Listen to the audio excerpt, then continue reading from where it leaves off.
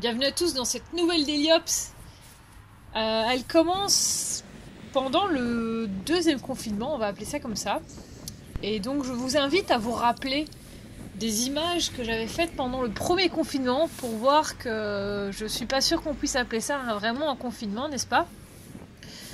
Donc on démarre, il est plus ou moins 11h15 du matin, un mardi. Et à ce moment-là, qu'est-ce qu'on avait comme mesure en place chez nous? C'est qu'on avait effectivement déjà un couvre-feu, mais tout ce qui était magasin non essentiel est fermé et télétravail fortement recommandé. Mais tous les gens qui ne savaient pas télétravailler, ils pouvaient repartir travailler, quoi. Donc oui, un maçon, ça ne télétravaille pas avec sa bétonnière dans son salon, n'est-ce pas? Mais n'empêche que il y a quand même beaucoup de monde sur les routes, moi je trouve, par rapport au premier confinement. Ça s'est pas du tout calmé et comme maintenant au moment où je vous fais la voix off on a réouvert en plus une partie des magasins, vous êtes sûr que ça n'a rien calmé du tout, quoi. Alors j'ai aussi 2-3 choses plus techniques à vous dire, on va dire ça comme ça. Donc déjà vous pouvez voir qu'il y a une magnifique goutte sur l'objectif et je sais pas d'où elle sort parce que ce jour là il pleuvait pas, c'était pas mouillé, donc elle va disparaître, ne vous inquiétez pas, elle va pas vous emmerder pendant toute la vidéo. Deuxième chose plus technique, donc c'est filmé avec la GoPro Hero 7 Black et je sais pas s'il y a des gens qui ont eu le même problème que moi, mais si je la laisse tourner, voilà, là c'est un trajet qui au total fait 40-45 minutes et j'avais filmé la semaine d'avant et après 20-25 minutes, la caméra avait juste bugué et je l'avais absolument pas vu parce que l'ancienne caméra elle pouvait tourner 1 heure et la GoPro découpait elle-même les séquences, y a pas de souci. Ici, si je fais pas attention et que je fais pas gaffe pour que toutes les 15-20 minutes, moi je fais pas stop et puis play, là elle m'a déjà bugué 3 ou 4 trajets, donc ça m'a fait rater des trucs que je voulais vous montrer, donc je dois recommencer des choses. Et donc je me demandais est-ce qu'il y a des gens qui ont eu le même problème ou pas, parce que c'est quand même franchement pas pratique. Alors c'est vrai qu'on va dire que la majorité du temps je l'utilise à la main avec des petites séquences, donc on va dire que ça va, mais quand je fais des trajets d'héliops ou quand je roule simplement pour savoir si j'ai un problème, je voudrais bien savoir si c'est normal ou s'il y a moyen de résoudre ce problème-là de la caméra. Et alors, niveau technique aussi, donc là, je testais la position de la caméra sur le guidon et j'ai attrapé dans la boîte avec les multiples attaches GoPro, donc la boîte qu'on a probablement tous, c'est avec la moitié des trucs qu'on n'utilise jamais. Mais j'avais fixé sur le guidon, ça avait l'air pas mal et j'ai juste pas regardé que j'avais attrapé 2 demi-cercles qui avaient pas la même taille là, pour faire le tour du guidon et du coup évidemment hein, ça tenait pas forcément terrible et donc à ce moment-là je voyais que ça bougeait beaucoup et je me dis je vais la fixer et j'ai attrapé un élastique et je vais faire un montage à 4-6-2 là qui tiendra pas sur les pavés plus loin, mais bon, rien ne résiste aux pavés bruxellois. Mais sinon globalement je trouve que la position est assez sympathique. Alors comme ça, vous pouvez aussi voir que je roule pas avec le Bullet, donc le vélo cargo. C'était un trajet que je faisais pour le plaisir sur mon petit vélo à moi, donc il n'y a pas la plateforme à l'avant, mais d'un autre côté, ça fait vraiment avion de chasse comme ça, quoi. Enfin moi je trouve. Alors, je vais un peu revenir au trajet, parce que le trajet aussi, j'ai des réflexions à faire. Donc là, vous voyez qu'on est dans le parc qui est derrière Tour et Taxi. Ça s'appelle d'ailleurs le chemin d'un monde meilleur, ou d'un monde nouveau, je ne sais plus, mais c'est très poétique. Et je vous avais déjà présenté ce trajet dans une vidéo où j'allais en fait me livrer moi-même mon stand dans les halls d'exposition qui sont là derrière. Et le truc c'est qu'en faisant ce trajet, je me suis dit d'accord, la destination finale qui est le bois de la Cambre, je vais pas souvent par là en ville, mais allez, les 3/4 du trajet, les 2/3, je vous ai déjà montré. Je vais dire, le boulevard pour descendre jusqu'au canal, je me dis j'ai déjà montré, alors je me suis quand même un peu cassé la tête pour vous montrer un trajet différent, ou avec en tout cas des endroits où je suis moins passée, et donc le petit parc ici derrière Tour et Taxi en fait partie, et qui est d'ailleurs très intéressant parce que si vous faites donc demi-tour dans l'autre sens, et que vous allez jusqu'au fond du parc, vous allez atteindre la station de métro Pannenhuis. Et de là, vous savez rejoindre le parc qui longe la ligne de chemin de fer et qui d'ailleurs est en cours d'aménagement pour aller encore plus loin. Et donc en fait, finalement, on arrive à avoir une traversée verte dans la ville qui devient vraiment très intéressante. Et qui est intéressante et non négligeable niveau sécurité parce que voilà, vous passez avec des enfants, c'est nickel quoi. Bah tiens, je suis qu'à vous montrer ça dans une autre vidéo. Voilà, tu vois, on a des idées pendant qu'on parle. Et du coup, ici, c'est une petite portion de route que là, je pense que je vous ai jamais montré. Mais en fait, c'est pas difficile parce que j'avoue que j'essaie quand même d'éviter ce coin-là. Parce que c'est 2 fois 2 bandes pour les voitures. Ok, on a une petite piste sur le trottoir, donc là, on est bien content, mais c'est quand même pas méga agréable. C'est devenu bike friendly avec cette piste là sur le trottoir qui est quand même pas trop collée aux portières, donc ça va, mais quand même attention à toutes les sorties de parking à droite et au saumon qu'il y a sur cette piste parce qu'il y en a quand même beaucoup. Et c'est très bruyant, c'est toujours très bruyant. Vous allez me dire c'est parce que c'est 2 fois 2 bandes de circulation, mais c'est ouf le bruit qu'il y a dans ces endroits-là. Il y a d'autres endroits dans la ville où il y a du trafic et il n'y a pas ce bruit-là. Donc je sais pas comment ça se fait que là il y a ça, mais voilà. Alors ici on est boulevard Simon Bolivar face à la gare du Nord. Et vous pourriez vous dire qu'il y a un peu trop de trucs pour les vélos à cet endroit-là, mais c'est parce que chaque piste a son utilité. Donc moi j'étais sur celle qui avait l'air un peu débile toute seule à gauche, mais c'est parce que moi je vais suivre la route sur la gauche. À droite vous voyez que le couloir à côté c'est bidirectionnel, mais ça mène au trottoir partagé non obligatoire. Un des rares qu'on a à Bruxelles, un des petits panneaux carrés, ça existe quand même à Bruxelles. Pas des masses, mais ça existe. Et honnêtement, ce jour-là, j'aurais pu aller parce que il y avait personne sur le trottoir. Mais ce trottoir partagé qui va jusqu'au rond-point plus loin, c'est problématique parce que c'est des barres d'immeubles de bureaux. Et donc, quand vous passez en sortie de bureau, en heure de pointe, vers le temps de midi, c'est blindé de piétons. Fatalement, il y a je ne sais pas combien de milliers d'employés qui travaillent là-dedans et qui sortent quasiment en même temps. Ben, fatalement, moi, je vais pas sur ce trottoir partagé, quoi. Voilà, donc ça, c'est un des exemples où, honnêtement, pour ceux qui sont pas à l'aise, oui, le trottoir partagé, ça va. Mais comme c'est enfin finalement un panneau carré, bah, vous ne m'obligerez pas à aller là parce que moi, je n'ai pas envie de me casser la tête avec les piétons. Et c'est emmerdant pour le cycliste, c'est emmerdant pour les piétons, quoi. Donc, c'est un des endroits dans Bruxelles où je pense que le trottoir partagé a un petit peu de sens parce que pour les gens qui sont pas à l'aise, c'est vrai que ça passe, ça roule fort. Moi, honnêtement, je roule à 30 là et il n'y a pas de souci. Mais voilà, rouler à 30, c'est quand même pas donné à tout le monde. Et du coup, bah, vraiment, ce petit panneau carré, franchement, ça fait vraiment plaisir, quoi. C'est tout con à dire, mais réfléchissez à mettre un peu plus de panneaux carrés à Bruxelles, ça me ferait franchement super plaisir, quoi. Alors ici, on est de nouveau aussi sur des... C'est à gauche, c'est la DMV, donc c'est SPF Mobilité Transport, les plaques d'immatriculation, pas que et tout ça, mais voilà, c'est en général aussi, là, c'est pété de monde, donc... On est bien sur la rue, même s'il y a des petits panneaux de transport, enfin de travaux et les bus qui passent sur leur banc de bus pas très lentement, le 30 moyen quoi. Et là on arrive à l'OVNI. Non, c'est notre place Rogier, rénovée depuis maintenant 3 ou 4 ans. Ouh là là, je ne sais plus trop. Et on la voit pas très bien, mais c'est notre pyramide... en verre, à nous, elle est là derrière, sauf qu'avant c'était juste la pyramide en verre et maintenant ils ont été foutre un Starbucks dedans, quoi. Donc, pas terrible, quoi. Et là, je me permets de passer à un endroit auquel je ne passe pas souvent. C'est la rue Neuve. C'est la rue commerçante, ou une des plus grosses rues commerçantes à Bruxelles. Sauf que bah là, ok, on était en horaire d'ouverture des magasins normalement, mais comme les 3 quarts des magasins étaient fermés, je me suis dit, bah pourquoi pas, plutôt que de devoir éviter de faire le tour ou prendre le boulevard Jacquemin à côté, voilà, c'est quand même moins fun. Ben là, voilà, j'ai la rue commerçante qui est vide, quoi. Et vous pourrez du coup constater qu'en Belgique, on a inventé les ronds-points pour piétons. Donc voilà, ils ont fait un sens de circulation et pour que les gens fassent demi-tour, il y avait des ronds-points pour piétons en intervalles réguliers. Ça n'a quand même pas tenu très longtemps, si je puis me permettre, quoi.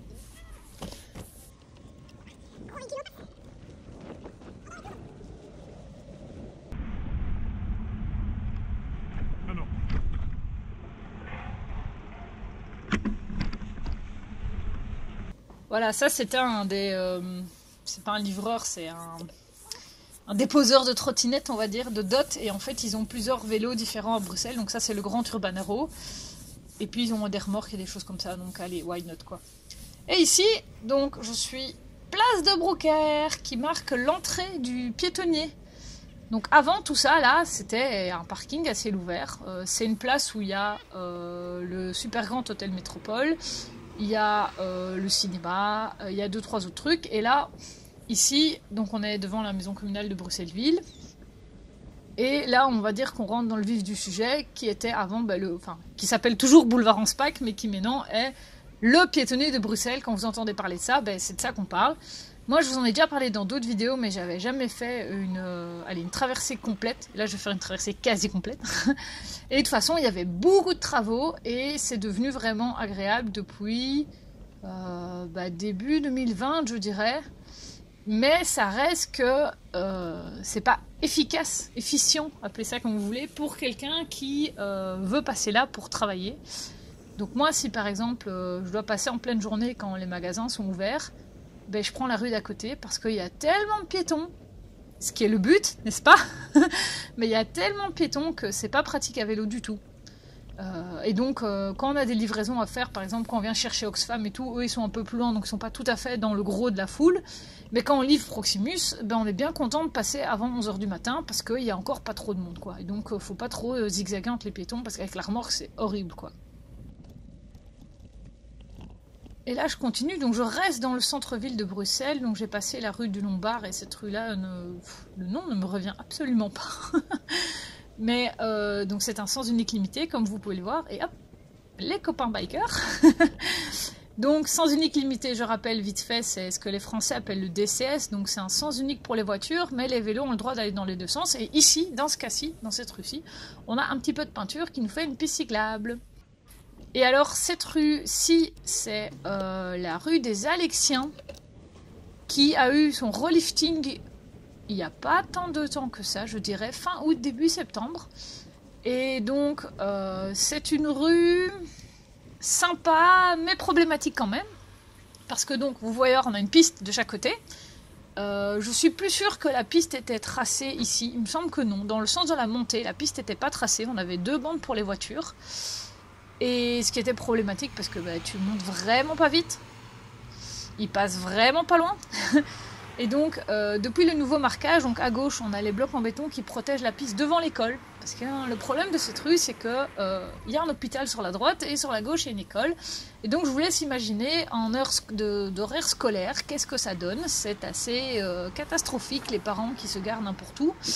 Donc sur les places des ambulances, donc les ambulances elles arrivent et elles se garent, elles savent pas où, sur la piste cyclable. Il y a un moment où c'est un peu vraiment bordélique, c'est toujours très bordélique et c'est impossible à passer en rue cyclable. Oui, mais pourquoi vous n'utilisez pas les pistes cyclables? Parce qu'il y a si bel gars dessus.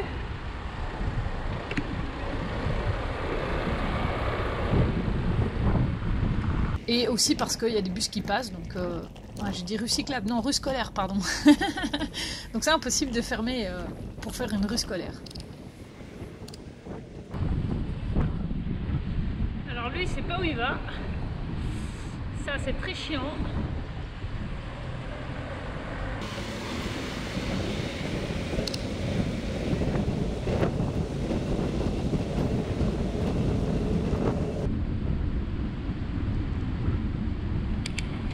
Mec, c'est des triangles au sol, hein. Ta priorité, fieu. Et avec le téléphone, c'est plus compliqué. Admettons-le.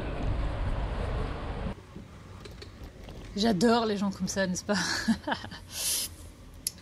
Donc pour en revenir donc à la rue scolaire des Alexiens, c'est impossible à faire et j'ai déjà vu à maintes reprises passer sur Facebook des photos des parents en fait en colère parce que soit des parents à pied parce qu'il y a des voitures garées n'importe où, à moitié sur le trottoir, soit des parents cyclistes parce que les voitures vont garer sur la piste cyclable et du coup c'est impossible d'arriver en sécurité.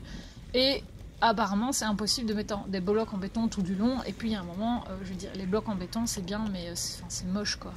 Je veux dire, et on va pas mettre des potelets partout. Enfin, si les gens respectaient le code de la route, on ne devrait pas en arriver là, quoi. Alors ici, vous allez découvrir le lieu où on fait la fête de la charge en temps normal. Donc, on met des bacs de bière sur les vélos cargo. Et l'idée, c'est de monter le plus rapidement possible la rampe, qui est la rampe du palais de justice. Allez, top départ.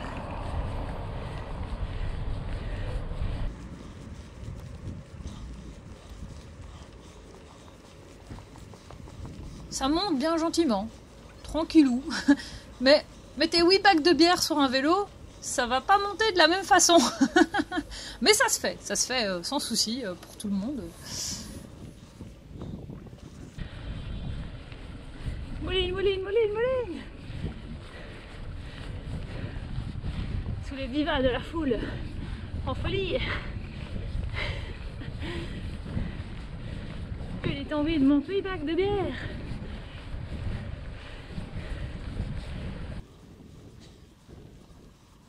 Alors je vous rassure quand même, pendant la fête de la charge, il n'y a aucune voiture, le parking est interdit, et donc ça permet de couper dans le virage, parce que là il est très long.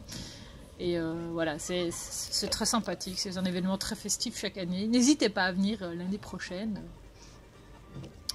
Et donc, je suis donc montée la rampe du Palais de Justice, qui me permet d'arriver place Poulart, qui est blindée de pavés.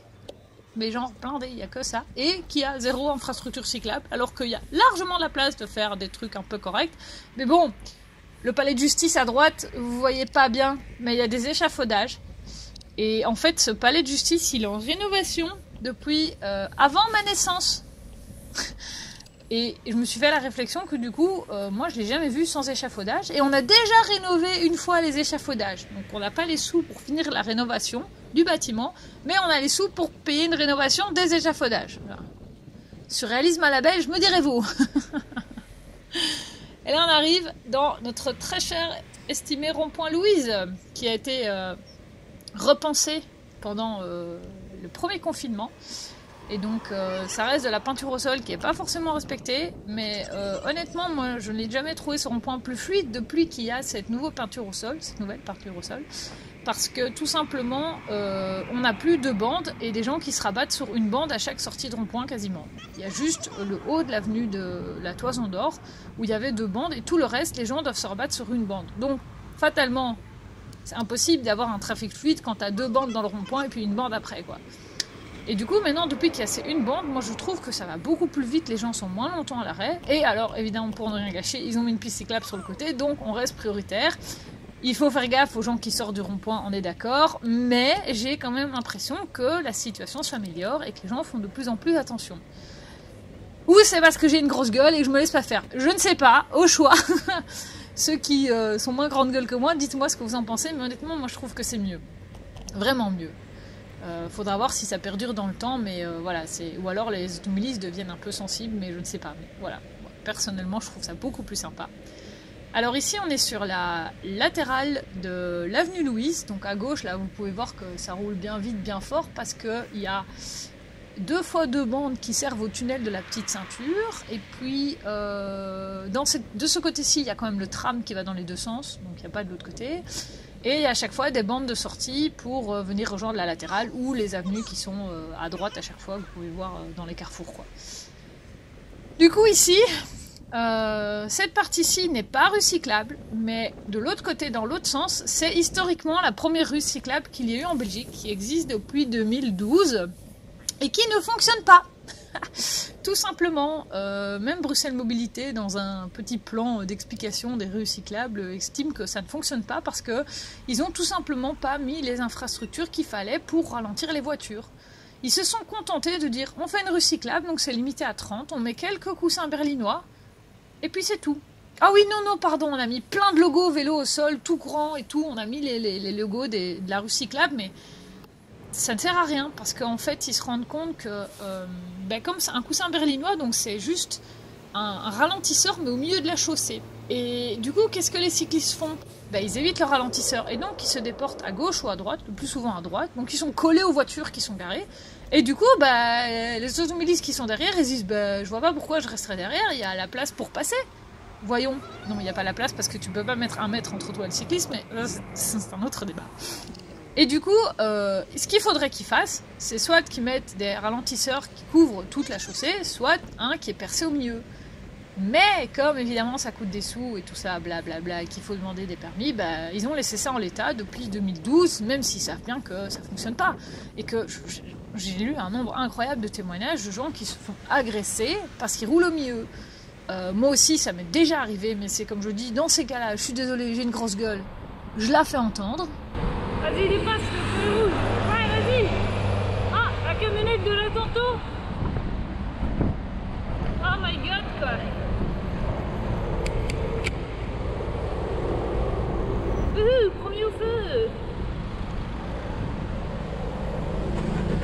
Et moi, quand tu m'entends, à ce moment-là, en général, ils se taisent. Voilà. Je passe rarement là avec la remorque, mais t'es sûr qu'avec la remorque, il n'y a personne qui vient te faire une remarque. Donc c'est un peu triché. Mais voilà, je sais qu'il y a d'innombrables plans proposés par divers partis de tous bords pour réaménager tout ça et faire des 2 latérales des vrais recyclables dignes de ce nom, mais de nouveau, il faut des permis, il faut qu'ils se mettent d'accord, machin. Et donc c'est pas encore pour tout de suite, donc j'ai pas vraiment de conseils pour les gens qui roulent là, si ce n'est que continuez à prendre votre place, ne longez surtout pas les voitures, parce que comme là, on a quand même des voitures qui ont un taux de turnover assez fort, puisque les gens viennent se garer pour faire des courses et des choses comme ça. Vous n'êtes jamais à l'abri d'une portière qui s'ouvre ou d'une voiture qui déboîte sans regarder à rien, donc restez au milieu. Et alors, ce que moi je fais, qui a l'air de fonctionner pas trop mal, c'est que je monte tous les logos vélo au sol, histoire qu'ils servent un peu à quelque chose. Et là, en général, ça les calme. Je ne sais pas si les gens comprennent, mais en tout cas, ça évite que... pas qu'ils vous collent de trop, parce que coller de trop, ils font toujours, mais ils arrêtent de faire ronfler le moteur. Et moi, j'ai déjà réussi à faire que des gens arrêtent de klaxonner en montrant ça, parce que je me suis dit, du coup, tiens, ils se posent la question de qu'est-ce qui se passe. Et donc, même s'ils se posent la question pendant 15 secondes, c'est 15 secondes où c'est plus calme, quoi. Mais vous voyez bien de toute façon qu'il n'y a pas la place pour dépasser, quoi. Enfin, je veux dire, là, il faut être un peu réaliste. Même si je me colle aux voitures, ça passe pas, et c'est la même chose dans l'autre sens. Donc, pour moi, ça n'a même pas de sens de klaxonner sur des gens, mais voilà. Le sens, et voilà. Bon, c'est un autre débat, le bon sens en transport, quel que soit le mode de transport, soit dit en passant. Et là, j'arrive tout doucement à la fin de la vidéo, parce que au bout, là, vous le voyez pas encore, mais c'est le début du bois de la Cambre, et c'est là que j'allais ce jour-là. Donc voilà, je vous dis à plus dans le bus, lolilol, non. Soyez toujours très prudents sur la route, surtout maintenant, où il y a un petit peu plus de monde sur les routes qui sont plus énervés. Et à la prochaine. Mais qui je vois? Ah, une voiture dans le rond-point. Mais oui, c'est bien lui.